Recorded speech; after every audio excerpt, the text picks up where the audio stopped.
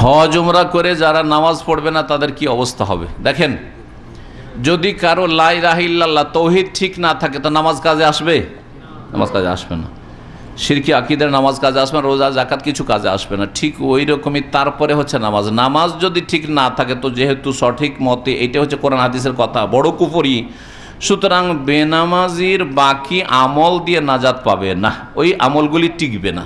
তবে তওবা করে যদি সংশোধন করে নিতে পারে তাহলে সেই নেকিগুলি ফিরে আসতে পারে, সেই নেকিগুলি ফিরে আসতে পারে। আর না হলে সেই নেকিগুলি হাবা মানসুরা, ধূলিকণার মতো উড়িয়ে দেওয়া হবে। ঈদের নামাজের তকবীর সংখ্যা, তকবীরগুলি সুন্নাত, তকবীরগুলি সুন্নাত। সুন্নাত নিয়ে এত বাড়াবাড়ি করার দরকার নেই। সঠিকটা জানবেন না ভুলটা জানবেন? বেশি মজবুতটা না দুর্বলটা? মজবুত হচ্ছে 12, 7-5 12 তকবীর, 7-5 12 তকবীর। কিন্তু বললাম যে তকবীরে তাহরিমাটা ফরজ, তারপরে যে 7 আর 5 এটি হচ্ছে সুন্নাত। সুতরাং সুন্নত নিয়ে অত বাড়াবাড়ি করার দরকার নেই, সুন্নতি তরিকা পড়লে ভালো। আর যদি দেখেন যে একাতার আপনাকে ঈদ পড়া সম্ভব না, তাই না, তাহলে ঈদ তো পড়তে ওদের পিছনে পড়তে হবে না। বাংলাদেশে গিয়ে যদি 6 তকবীরে পড়ে তো পড়ে নেন, ওই 6 তকবীরে 1 তকবীরেও যদি না দেয় তবুও নামাজ হয়ে যাবে। সুতরাং এইগুলো এত ফ্যাক্টর নয়। তবে সহিটা জেনে রাখা ভালো। আপনি ইমামকে যদি বুঝিয়ে নিতে পারেন আর ওই হাদিসটা মানিয়ে নিতে পারেন তাহলে 12 তকবীরে পড়বেন, অথবা যে ঈদগাহে 12 তকবীরে ওখানে চলে যান যদি কাছেই থাকে তাহলে। আর এত দূর কষ্ট করে যাওয়ার দরকার নেই, কারণ এই সুন্নতি তকবীরটি না হইলেও হয়ে যাবে, অসুবিধা নেই। মৃত ব্যক্তির নামাজের কাফারা দিতে হবে। কাফারা দিয়ে কিছুই হবে না। কাফারাতে কোনো রাজা যদি বলে বা কোনো রাষ্ট্রপতি যে আমার গোটা রাষ্ট্রটা দিয়ে দেবো, তাও মাফ হবে না। আপনার 2-4 পয়সার কাফারা তো বাদ দেন। কোনো দেশে রাষ্ট্রপতি প্রধানমন্ত্রী বলে যে আল্লাহ আমি নামাজটা পড়বো না, আমি এই যে রাষ্ট্রীয় ক্ষমতাটা ছেড়ে দিলাম, কেউ নিয়ে নিক, কিন্তু আল্লাহ আমার নামাজটা মাফ হয়ে যাক, তবু মাফ হবে না। না এরপর আর কিছু বলা লাগবে? যতই বড় আল্লামা হয়ে যায় আমাকেও নামাজ পড়তে আপনাকেও পড়তে হবে। কথা বোঝা গেছে না? হ্যাঁ, ইমাম বুখারী, আবু হানিফা তার উপরও ফরজ ছিল, আমারও ফরজ। এমনকি মোহাম্মদ রাসূলুল্লাহ তার উপরও ফরজ ছিল, আমার উপর ফরজ। কথা বোঝা গেছে? একটা ক্লিনার ফরজ, একটা রাজা বাদশার উপর ফরজ, সবার প্রায় সমানভাবে নামাজ ফরজ। কারো কাফারার কোনো উপায় নেই। মরে গেলে দান খায়রাত করেন, যে নেকি পৌঁছাবার যে রাস্তা, সুন্নতি রাস্তা, বেদাতি রাস্তায় যায়েন না, দিয়ে ওকে নাজাতের চেষ্টা করেন যে মরে গেছে। কিন্তু বেনামাজিকে আল্লাহ মাফ করবেন, এটা ভালো করে মুখস্থ করেন। বেনামাজি হয়ে যদি মারা যায় তাহলে বেনামাজিকে আল্লাহ কখনো মাফ করবেন না, যেমন মুশরিককে আল্লাহ মাফ করবেন না। নামাজের মধ্যে দুনিয়ার চিন্তা আসলে করণীয় কি? খুব বেশি বেশি যদি আসে তাহলে এটা আপনার ইমানের দুর্বলতা, খুশুতে দুর্বলতা। সুতরাং নামাজে খুশু চেষ্টা করেন, আগে ভাগে মসজিদে চলে আসবেন। দৌড় দিয়ে যারা তাড়াহুড়া করে মসজিদে আসে ওদের খুশু কখন হবে না, ও দুনিয়ার কথা আসবে, কারণ দুনিয়া তো মগজে ঢুকিয়ে এসছে। কিন্তু আগে থেকে চলে আসেন, সুন্নাত পড়েন, আগে থেকে জিকির আজকার করছেন, বসে আছেন, কোরআন তেলাওয়াত করছেন, রেডি হয়ে আছেন, তাহলে আপনার খুশু আসবে। পরীক্ষা করে দেখিয়েন। যেদিন দৌড় দিয়ে এসে তাড়াহুড়া করে জামাতটা ধরলেন, আর আরেকদিন আগে থেকে আজানের সাথে সাথে এসে আছেন, আর তাহিয়াতুল মসজিদ পড়ে বসে আছেন, তারপর নামাজ, কত পার্থক্য নিজে বুঝতে পারবেন। এটা একটা খুশু তৈরি করার তরিকা। আর একটা হচ্ছে অর্থগুলি বুঝবেন। দুয়া সূরাগুলি বিনা অর্থে মন্ত্রের মতো পড়বেন না। অধিকাংশ লোক তোমরা বুঝেন না, মুশকিল তো এটাই। সূরাগুলো অর্থ মুখস্থ, আলহামদুলিল্লাহ সূরা মুখস্থ করতে হবে, অর্থ মুখস্থ করতে হবে। শুধু মুখস্থ করলে আপনার অর্থ মুখস্থ করতে হবে। আত্তাহিয়াত, দুরুদ, তারপরে ইখলাস, ফালাক, নাস, 10টা সূরার কমপক্ষে তো অর্থ বুঝেন। আর অর্থগুলি আপনি মুখস্থ করার চেষ্টা করেন। আমাদের আম্মাপাড়ার এখন তফসির চলছে ইসলামিক সেন্টারে, আর শেষের দিকে এই ছোট ছোট সূরাগুলি তফসির শুনে কমপক্ষে মুখস্থ করেন বা পড়ে মুখস্থ করেন, এতে খুশু পয়দা হবে। আল্লাহ যেন তৌফিক দান করেন। নবী সাল্লাল্লাহু আলাইহি ওয়াসাল্লাম কি মানুষ ছিলেন? আপনাদের কেমন লাগে? ফেরেশতা ছিলেন? আপনারা যদি জিজ্ঞেস করেন যে মানুষ ছিলেন, আমি বলছি ফেরেশতা ছিলেন? মানুষ ছিলেন। মানুষ কিসের পয়দা? বলছে সব মানুষ মাটির পয়দা, নবী নূরের পয়দা নাকি? আরে যুক্তি বুঝেন। আচ্ছা, নবী সাল্লাল্লাহু আলাইহি ওয়াসাল্লাম আদম সন্তান না জিবরাইল সন্তান? তাহলে আদম সন্তান মাটির। হ্যাঁ, ইন্না মাসালা ঈসা ইনদাল্লাহি কামাসালি আদম খালাকাহু মিন তুরাব। আল্লাহ বলছেন যে আদমকে মাটি দিয়ে আল্লাহ তৈরি করেছেন। তো যদি তিনি আদম সন্তান, তো মাটির সন্তান কি? নূর। নূর নবীকে বলাটাও একটা শিরকি আকীদা, এটাও ভালো করে শুনে রাখেন। এটা ছোটোখাটো আকীদা নয়, ছোটোখাটো আকীদা নয়। আর এটা আমি শুধু বলছি না, আজকে আমার কাছ থেকে শুনলেন বাংলাদেশ আলহামদুলিল্লাহ কিছু সহিহ আকীদার আলেমরা আছে, এখন আলহামদুলিল্লাহ বলা শুরু করেছে। যে বলবে আল্লাহ নূর, তা আল্লাহর অংশ হইল কিনা? আল্লাহ নূর থেকে পয়দা, ওরা বলছে তা আল্লাহর অংশ হলো না? যে আল্লাহর অংশ করবে এটা কুফরি না শিরক না? আল্লাহর অংশ মানে শিরক। নবী আল্লাহর নূর মানে আল্লাহর সাথে শরিক করলেন আপনি। জি হ্যাঁ, যেমন আল্লাহর পুত্র বলে খ্রিস্টানরা মুশরিক হয়েছে, তেমনি আল্লাহর নূর বলা আল্লাহর পুত্র বলে একই জিনিস। আল্লাহর পুত্র আল্লাহর অংশ, আর আল্লাহর নূরটাও আল্লাহর অংশ। সুতরাং সেই ব্যক্তি শিরকি আকীদা রাখলো। ভালো করে শোনা, 1,24,000 নবী না 2,24,000, এতে কোনো লাভ আছে? এই অঙ্ক জেনে কোনো সওয়াব না, কোনো লাভ নেই। জি, এই হাদিসগুলি আল্লাহু আলাম কত দূর।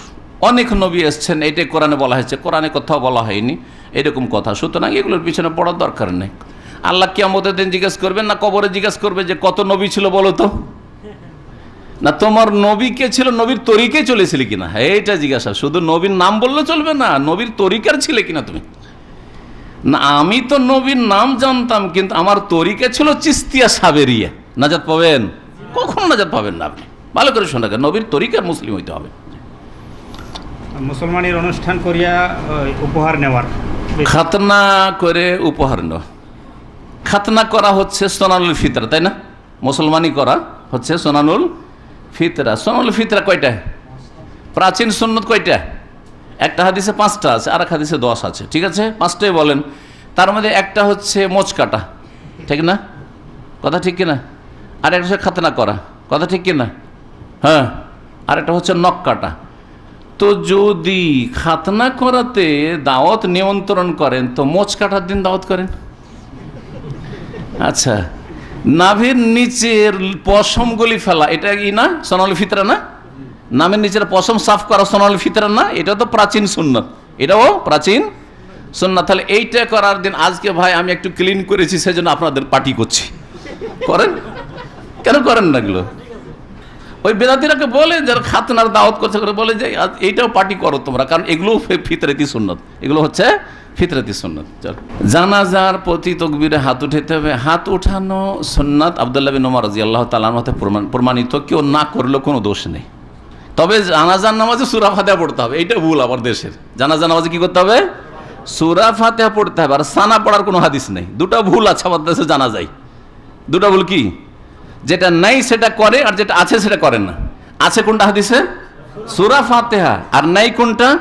সানা পড়া, সুবহানাকা পড়া নেই। সুতরাং সানাটা বাদ দেন, আর সূরা ফাতিহা দিয়ে জানাজা পড়ে। বাকি রফেদান করলেও হবে, না করলেও হবে, কোনো অসুবিধা নেই।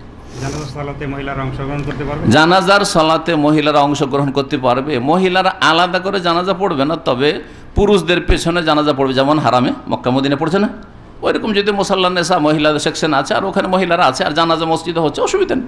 কিন্তু কবরস্থানে গিয়ে হবে না। কবরস্থানে গিয়ে মহিলারা হাজির হতে পারবে না, কারণ কবরস্থান জিয়ারত করা মহিলাদের জন্য হারাম, লানতের কাজ।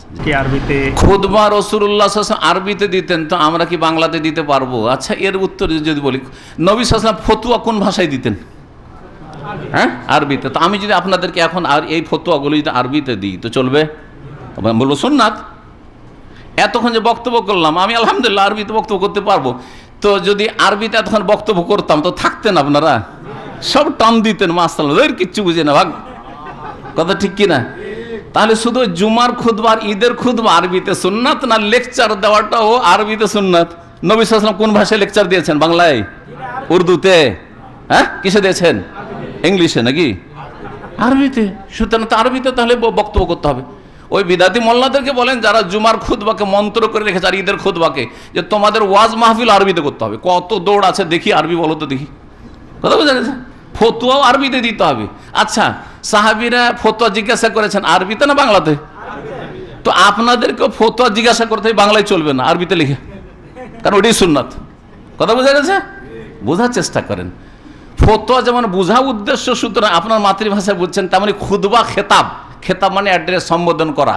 খুতবা বোঝা উদ্দেশ্য, সুতরাং যেই ভাষা বোঝে সেই ভাষায় কি হতে হবে? খুতবা দিতে হবে। যদি বাইতুল মুকাররমে বাংলা ভাষায় খুতবা হইতো, বড় বড় মন্ত্রী মিনিস্টাররা পড়ে না নামাজ, তাহলে মন্ত্রীগুলো ইসলাম সম্পর্কে কিছু জানে না, এরকম থাকতো না। অনেক কিছু 52টা শব্দ 52টা টপিক জানতে পারতো, পারতো না? কিন্তু বঞ্চিত রাখেনি, বঞ্চিত রেখেছে। যেই মোল্লারা বঞ্চিত রেখেছে, কিয়ামতের দিন ফাঁসবে। কিন্তু বড় বড় শিক্ষিত লোকেরা জলসা শুনতে আসবে না, এখানে আসবে না, কিন্তু আসবে মাহফিলে, আসবে এমনি আমন্ত্রণে কিছুক্ষণ 10 মিনিটের জন্য আসলো, তারপরে টান দিয়ে লেকচার দিয়ে বা চিফ গেস্ট হয়ে এসেছিল, তারপর চলে গেল। 2 ঘন্টা বসে থাকবে, সারা রাত ব্যাপী জলসায় বসে থাকবে, মাহফিলে কেউ বসে থাকবে না। কিন্তু জুমার খুতবাতে অবশ্যই আসছে, ঈদের খুতবাতে অবশ্যই আসছে, রাষ্ট্রপতি প্রধানমন্ত্রী সবাই আসছে, সমস্ত ক্যাবিনেট আসছে। তাহলে এদেরকে যে এই হক থেকে আর দিন শিক্ষা থেকে বঞ্চিত রেখেছে, এ কার ফতোয়া? হ্যাঁ, সরকারি ফতোয়া না বেদাতি মৌলবীদের ফতোয়া? এই মৌলবী হুজুরদের ফতোয়া। এই হুজুররা কিয়ামতের দিন ফেসে যায়, ভালো করে শুনে রাখে। যখন এই মন্ত্রী মিনিস্টার বলে যে আল্লাহ গো, এরা তো আমাদেরকে শিখাবার কোনো ব্যবস্থা করেনি, বলেছিল যে না, খুতবা হারাম বাংলা ভাষায়, খুতবা আরবিতে হইতে হবে। আর আমরা তো যেতাম জুমা পড়তে বাইতুল মাকারম, কিন্তু কিছু তো বুঝতাম না, তার কি করবো, জানতাম না, তার কি করবো, যা জানতাম তাই করেছি। মেয়েকে সম্পদ না দিয়ে ছেলেকে যদি দেয়, কেউ যদি নিজের কোনো ওয়ারিসকে বঞ্চিত করে, আল্লাহ জান্নাত থেকে বঞ্চিত করবে। নবী করিম সাল্লাল্লাহু আলাইহি ওয়াসাল্লামের হাদিস, যে জান্নাত থেকে বঞ্চিত হতে চায় সে মেয়েদেরকে বঞ্চিত করবে। আর যে জান্নাত পেতে চাই, এটাও সন্তান সেটাও সন্তান, আল্লাহ যেভাবে ভাগ করে দিয়েছেন সেই ভাগে আপনি ভাগ করে দিবেন, আপনি নিজে থেকে ভাগ করবেন না। আল্লাহ ভাগ করে দিয়েছেন, আপনার কোনো অধিকার নেই সেখানে হস্তক্ষেপ। যেইভাবে যতটা যাকে আল্লাহ দিয়েছেন অতটা আপনি দিয়ে দিবেন। জি, গর্ভবতী মহিলাদেরকে চেক আপ করা যাবে, হ্যাঁ চেক আপ করা যাবে, তবে চেষ্টা করবেন প্রথম ফরজ হচ্ছে মহিলা ডাক্তারের কাছে মহিলার চেক আপ করাবেন। যদিও দূরে হয়, যদিও খরচ একটু বেশি হয়। হ্যাঁ, যদি মহিলা ডাক্তার না পান তাহলে পুরুষ বয়স্ক ধার্মিক ডাক্তারের কাছে করবেন। দেখেন কয়টা শর্ত লাগলাম। পুরুষ যেহেতু নিরুপায়, মহিলা পাচ্ছেন না, তখন একটু বয়স্ক, একবার যুবক না হয়, আর তার সাথে ধার্মিক, যাতে করে অসৎ না হয়। যতটা খোলার দরকার ততটা খুলবে, তার বেশি খুলবে না। এখন এতটুকু দরকার চেক আপ যেন দিল, এতটা খুলে আল্লাহকে ভয় না করলে পরকালে চিন্তা না থাকে, কথা ঠিক কিনা? খুলবে না, যতটুকু অপারেশন অতটুকু খুলবে, বাকিটা খুলবে না। কিন্তু বেদিন যদি ডাক্তার হতো সব খুলে ফেলবে। সুতরাং পুরুষ ডাক্তারের কাছে গেলে এই দুটো শর্ত মনে হয়, মুসলিম নাম্বার 1 চেষ্টা করবেন। 2 নম্বরে হ্যাঁ এইটু বয়স্ক লোক, মুরব্বী, বাপতুল্য, হ্যাঁ এইরকম 40 পার হয়ে গেছে, 50-60 হয়ে গেছে, হ্যাঁ তারপরে আপনার ধার্মিক, এইরকম দেখে চেক আপ করাবেন। জি হ্যাঁ, যদি মুসলিম পান তো কখনো কাফের কাছে চেক আপ করার জন্য যাওয়া জায়েজ নয়, যাওয়া জায়েজ না। জি, নামাজের রক্ত যখন চলে যাওয়ার আশঙ্কা থাকবে তখন যে কোনো অবস্থায় সালাত আদায় করতে হবে। ভাই জিজ্ঞাসা করেছেন যে বাসে কি আদায়? হ্যাঁ, বাসে, প্লেনে, যে কোনো জায়গায় যতক্ষণ নামাজের টাইম আছে তার মধ্যে একটু বিলম্ব করতে পারেন, যে আমি যদি নেমে যাবো, এর মধ্যে কিছুক্ষণের মধ্যে নেমে যাবো আর নামাজের রক্ত পেয়ে যাবো, তাহলে অসুবিধা নেই। কিন্তু যখন দেখবেন যে নামাজের রক্ত চলে যাচ্ছে, সূর্য ডুবতে যাচ্ছে না, মোটেই ডুবতে দেবেন না, আপনি বাসেই নামাজ পড়ে নেবেন। উজু আছে, ভালো কথা। উজু না থাকলে ওই বাসে যে একটু ধুলো টুলো পড়ে আছে, ওতেই হাত মেরে তেমন করে নামাজ পড়ে। ফাত্তাকুল্লাহ মাস্তাতাতুম, আল্লাহ কোরআনে বলছে যথাসাধ্য আল্লাহকে ভয় করো, যতটা ক্ষমতা আছে ততটা আল্লাহকে ভয় করে আপনি নামাজ আদায় করলেন। জি, আজানের 10 মিনিট আগে যদি আসরের সালাত পড়ে নেয়, কোম্পানির ওইখানে সিস্টেমটা এরকম, তো হবে কিনা?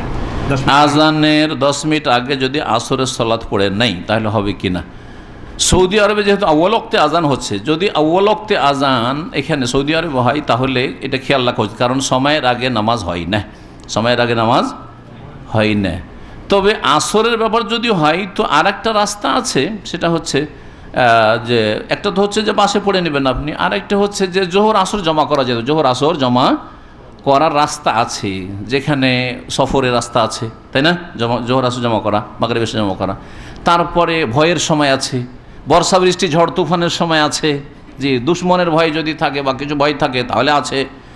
সাপ বিচ্ছুর ভয় থাকলে জায়েজ আছে, মাগরিবে গেলেন, রাতে আমি যেতে পারবো না, দুশ্মনের ভয়, তো সুতরাং এশা পড়ে চলে আসলাম, জায়েজ আছে।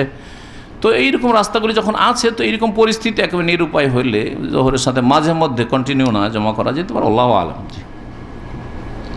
ফোনে যদি তালাক দিয়ে দেয় পরে কি এটা ফিরে আনা যাবে? ফোনে তালাক দিলেও তালাক হবে, আর যদি ফোনে না বলে শুধু খালি কাগজে লিখে বালিশের তলে রেখে দেন এরকম করে, তাও তালাক হয়ে যাবে। অনেকে এটা জানে না, মনে করছে আমি তো স্ত্রীকে বলিনি। অনেকে এসে বলে, কারণ ফতো খুব আসে এগুলো তালাকের, বলছে আমি বলে লিখে রেখে দিচ্ছি কিন্তু দিইনি, আমি আমার স্ত্রীকে সুস্থ মস্তিষ্কে তালাক দিচ্ছি বলে লিখে রেখে দিয়েছে। আর ওইটা বলছে আমি তো চিঠিটা পাঠাইনি বা পাঠিয়েছিলাম, ওকে পৌঁছেনি। পৌঁছুক আর না পৌঁছুক, আপনি তালাকের মালিক। তালাক যখন ছেড়ে দিয়েছেন তখন গুলিটা আপনার মুখ থেকে কী হয়েছে? বেরিয়ে গেছে। আপনার হাতে কয়টা গুলি আল্লাহ দিয়েছেন? 3টে গুলি দিয়েছেন। 3বারে ছাড়তে বলেছেন, একবারে ছেড়ে মূর্খামি করবে না বেদাতিদের মতো। বেদাতিরা মূর্খামি করে, একসাথে 3 তালাক। আপনি বেদাতি হবে না, সুন্নতি তরিকায় কি করবেন? একটা দিন জরুরি হইলে তাও, এই নয় যে একটু রাগ হয়েছে দিলাম একটা ছেড়ে।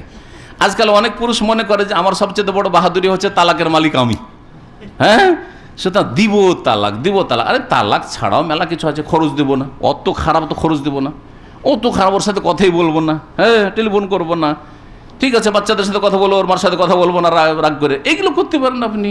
ঠিক আছে ছুটি যেতে চাইছিলাম, যাবো না, আরও দেরি করবো, মেলা রাস্তা আছে। কিন্তু না, তালাক দিবেন এমন কাজ করছে যেটাতে আপনি পরে কষ্ট পাচ্ছেন। আপনি আল্লাহ বুঝার তৌফিক দান।